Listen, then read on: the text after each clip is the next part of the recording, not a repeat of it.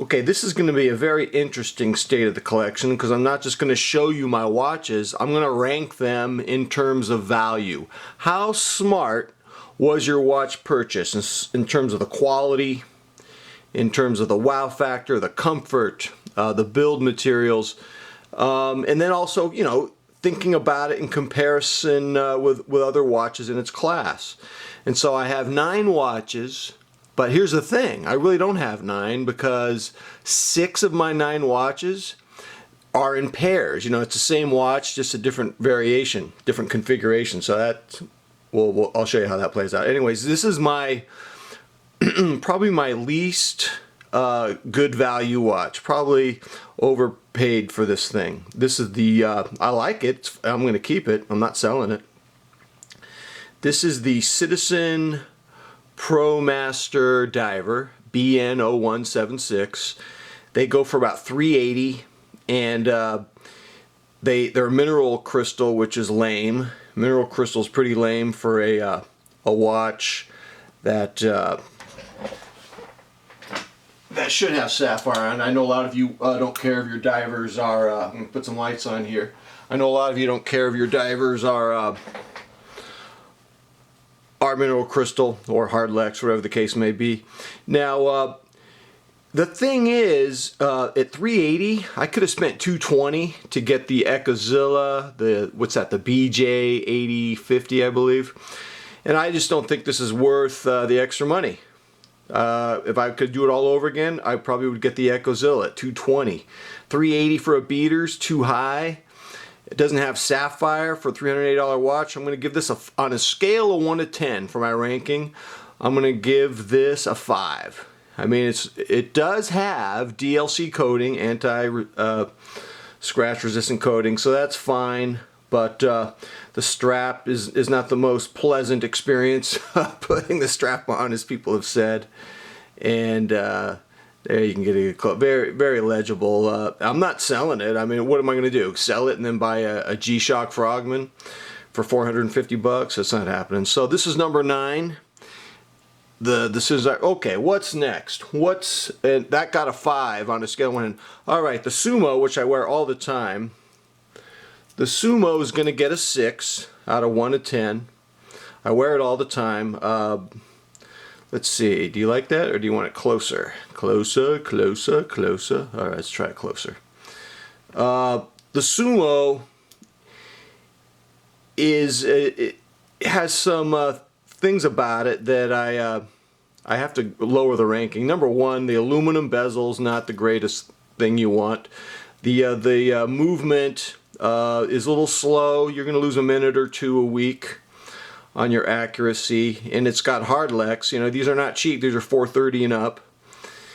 And if it had sapphire, then we'd be talking. And then the bracelet, as much as I like it, you don't want a beer can tab.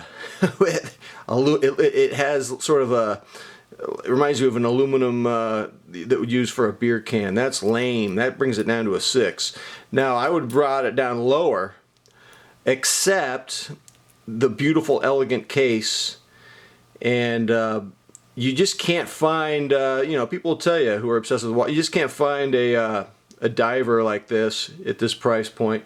So I was going to give it like a 4 or a 5, but it has to get a 6. And you know what? It's comfortable. I wear it all the time. I wear it every day. It's kind of my everyday beater.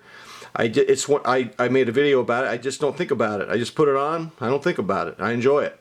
I kind of like having a watch like that. So the Sumo, on a scale of 1 to 10, on the value, I'm giving it a 6. Second to last place. Wow, McMahon. All right, what comes next, ladies and gentlemen? Ah, the Tuna. Now I have 2 of them, so I guess I got to put them both up here. Well, let's just put the 03 one up here for now. Oh boy, oh boy, oh boy. Well, first of all, these are rip-offs. If you haven't bought one, just don't buy it. If you bought it, you can't get rid of them because they're so good looking. Once you have it, it's impossible to sell it. That's the problem. But you know what? It's a quartz watch with hardlex crystal for $1,000. That's just too much. So why are you giving it a 7? Why are you gave the Sumo a 6, you gave the ProMaster Diver a 5. Why are you giving this a 7? Well, the resale value is so high. People want them so much, and you put it on your wrist and you like wearing it. So I'm giving it a 7. And then, you know, for $900 to $1,000, what are you going to buy? You're going to buy a Breitling? You're going to buy an Omega? I don't know what you're going to buy for that kind of money. Some of you may want to get a Benares Megalodon. I've had those before. It didn't do much for me. Let's see. And here's the all silver one, which is really, to me, that is a tuna. All silver. Are you kidding me, buddy? I don't think you should buy these. They're just too pricey. But I'm going to give it a 7 in terms of bang for buck. I'm giving those a 7. So what gets an 8? Well, that's interesting. 8, and I have 2 of these now. 8 goes to the ProMaster Sky. Hard to get the okay. That black. First of all, these are gorgeous. The detail, the artistry. I would give it a 9.5. I'll tell you why I'm giving it 8. I'll tell you what, they don't have any resale value. I don't think anyone knows about these. If you want to sell these, you're going to lose over half your money. These are about $800. This one's about $800. Easy to use. Great, great movement. Echo Drive quartz. Great to use. It's one of those super titanium deals with anti-scratch coating all over it. Hopefully you can see it. Of course it has sapphire on it. The only thing, I'm bringing it down to an 8 only because there's absolutely no resale. I don't even know if a lot of people know about it. Let me show you the silver one before I move on. Here's the silver one. Maybe we can get a good... terrible. Can't get a good... too much reflection, McMahon. You're ruining my life, McMahon. Here, let's try this. Just keep it still. Be patient, McMahon. There it is. And I'm going to give these an 8. The Citizen ProMaster Skies. I have it in black and silver. And, alright. Alright, what's going to get 9? What's going to get number 9? Well, I was going to give it a 10, but it's getting a 9. I'll explain in a second. This is the Citizen Grand Touring. Did you know this gentleman who has Omegas and who has this, he says this is better. So that just tells you. I'd give it a 10. But you know what? This bracelet, I've not had any problems with it, but I also got an email from someone who owns this. He's concerned about, he calls it the softness of the metal on that bracelet. I don't know what that means, but it just, I worry about soft metals scratching. If I was more confident about that, I might give it a 9.5. You know what? I think I think Citizen stopped making this. I think these prices I notice are going up. It's one of those things they stopped making. Alright, so that's going to get a 9, the Citizen Grand Touring. And they only have one type of watch left, and that is the Caliber 2100. This is crazy. They don't even make this anymore. I found both of these brand new. I'll show you the gray one in a second. By the way, I'm colorblind. The gray one looks green to me. So I got them for $350 a piece. I'll show you the other one in a second. Well, I'll put it on now. What the heck? I got these for $350 a piece. Different seller. It wasn't the same seller, interestingly. And you don't see a lot of them, especially the gray one. I don't even think you're going to see a gray one on eBay today. I don't think there's any. You'll see a couple of these, but they're overpriced. I think people are asking $500 or more brand new. I think Amazon's selling them for $500 or so brand new. The Caliber, let's see, this is the AV 500, I believe. Nick Offerman wore the previous iteration of this silver white dial on Parks and Rec. So honestly, when I bought these on Black Friday, I thought, oh my God, McMahon, you're crazy. Why'd you do that? You're gonna return them. You're gonna have to resell them.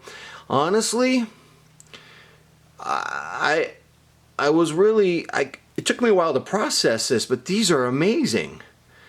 The build quality, the fact that they have sapphire. I was very comfortable. You know what I like about the case? The case has sort of a retro look. It kind of reminds me of those Seiko bull shark watches from the 60s and 70s. See if we can get the gray one in there. I'm loving the shape of the case. This is kind of like me. Now, I don't like wearing chronos all the time, but man, the artistry in there. I generally just like to wear my Seiko Sumo or Tunas. I like legibility. The legibility's fine on this gray one. But for, the quality of the bracelet, the price point, getting this for $350. One other thing I want to say about this, 44 millimeters, I put it on my wrist, it plays like a 47. And I have an 8-inch wrist, I'm 6 feet 240. I don't think there are any gray ones for sale right now. Whoa, what a shot, man. That is a looker. Oh my God, I'm going to pass out right now. Here, someone get me some ice right now. Okay, there we go. Let's look at the white dialed one. This is my poor man's Rolex Daytona. Wow, serious pop, terrible legibility. But I'm keeping them. I'm keeping them both. I thought I was going to sell one. I thought I was going to regret it. And they fit me right out of the box. And I love the quality of the bracelet. I love the way the bracelet complements the case. I love that it has sapphire. I love the giant gauges telling you how much power they have. Oh boy, I'll give you one last look at the gray one. Yeah, if you can see if you can find these around. Ooh, the gray one's looking good. Oh boy, that's tasty. So I'll give this one a 10. Are you kidding me? $350? I feel good wearing this one. This is definitely me. Would have I bought the Tunas had I never bought them? Probably not. But now that I got them, I can't get rid of them. I like them too much. For a value proposition, I give them a 7. I'll give this one the caliber 2100. I'm giving it a 10, ladies and gentlemen. All right, that's the state of the collection in terms of my power ranking. Until next time, I'm out.